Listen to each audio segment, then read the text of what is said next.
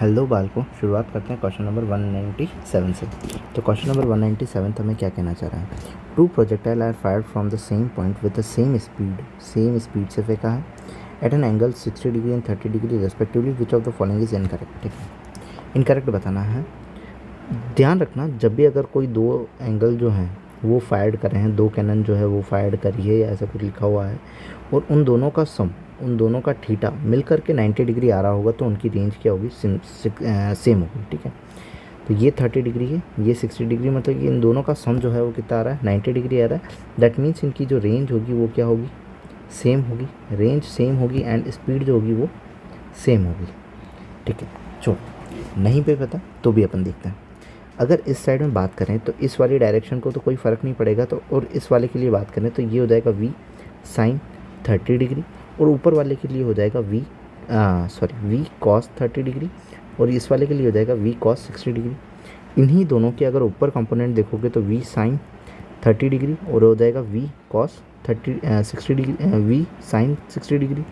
अब sine 30 sine 60 दोनों की वैल्यू अलग अलग है, मतलब कि हॉरिजॉन्टल वर्टिकल वेलोसिटी जो है दोनों पार्टिकल की क्या है, अलग अलग है। अगर वर्टिकल वेलोसिटी अलग अलग है, मतलब कि किसी को कम से फेंक रहा हूँ या किसी को ज़्यादा से फेंक रहा हूँ, ज़्यादा से फेंक रहा हूँ तो ज़्यादा टाइम के लिए ऊपर तक जाएगी, मतलब कि टाइम ऑफ फ्लाइट, ऊपर रहने का, मतलब कि ऊपर जो रहने का टाइम है वो दोनों का डिफरेंट होगा, क्योंकि वेलोसिटी डिफरेंट है।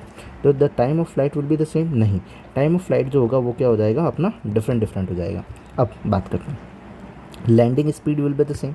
स्पीड बोला है ना कि वेलोसिटी, तो स्पीड अगर उसने सेम बोला है v से, तो ऊपर जो लगने वाला एक्सेलरेशन है वो वैसे ही जी दोनों के लिए कांस्टेंट रहेगा, तो कोई फ़र्क नहीं आएगा, तो लैंडिंग स्पीड भी क्या रहेगी, सेम रहेगी। The maximum height will be the different, हाँ मैक्सिमम हाइट डिफरेंट रहेगी, क्योंकि एक की वेलोसिटी कुछ और है, एक की वेलोसिटी कुछ और है, तो एक की अगर डिफरेंट वेलोसिटी है तो हाइट भी डिफरेंट आएगी, मैक्सिमम हाइट, बिल्कुल सही बात है। तो ये वाला सही है, ये वाला सही है। The horizontal range will be the same. ठीक है, तो हॉरिजॉन्टल रेंज की अगर बात करें तो हॉरिजॉन्टल रेंज जो होगी वो किसके ऊपर डिपेंड करेगी, यू एक्स एंड टी के अंदर। तो अगर मान लो रेंज लिखते हो तो रेंज लिखोगे तो you x into time of flight. Time of flight जो है दोनों के लिए डिफरेंट आया है, टाइम ऑफ फ्लाइट डिफरेंट आया है, और तो यू एक्स दोनों के लिए सेम होगा।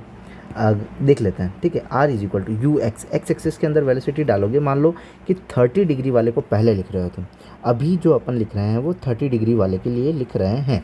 तो इसके लिए अगर 30 डिग्री वाले के लिए लिखोगे तो यहाँ पे लिखोगे u, वेलोसिटी तो सेम है cos 30 डिग्री, और टाइम ऑफ फ्लाइट के लिए u sine 30 degree by 2u sine 30 degree by g, ये आएगा अपने पास में। ठीक है, और अगर 60 डिग्री वाले के लिए लिखोगे तो सेम चीज़ आ जाएगी u cos 60 degree into 2u sine 60 degree by g। अब cos 30 डिग्री की वैल्यू कितनी होती है, cos 30 डिग्री की वैल्यू होती है, इसको मैं यहाँ पुट आउट कर रहा हूँ। ठीक है, cos 30 की वैल्यू कितनी हो जाएगी, cos 30 की वैल्यू हो जाएगी अपने पास में √3/2, तो u √3/2 मल्टीप्लाई 2 इंटू में u साइन 30 डिग्री की वैल्यू कितनी हो जाएगी, 1/2/2/g। ठीक है, अब यहाँ पे रेंज इस वाले के लिए लिख रहा हूँ is equal to u cos 60 की वैल्यू कितनी हो जाएगी, 1/2, तो u/2 इंटू में 2u साइन 60 की वैल्यू कितनी हो जाएगी, √3/2, तो √3/2, और ये g जो है ही है। ठीक है, ये g जो है ये 2 से 2 गया तो कितना बचा, √3/2 u स्क्वायर, ये 2 से 2 गया, क्या बचा, u स्क्वायर √3, तो यहाँ पे क्या आया, u स्क्वायर √3/2g, यहाँ पे कितना आया, u स्क्वायर √3/2g।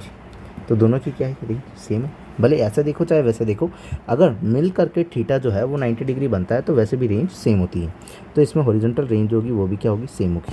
सो ये तीनों ऑप्शन क्या हो जाएंगे, correct. So option 4 is incorrect. If you like then subscribe. Thank you.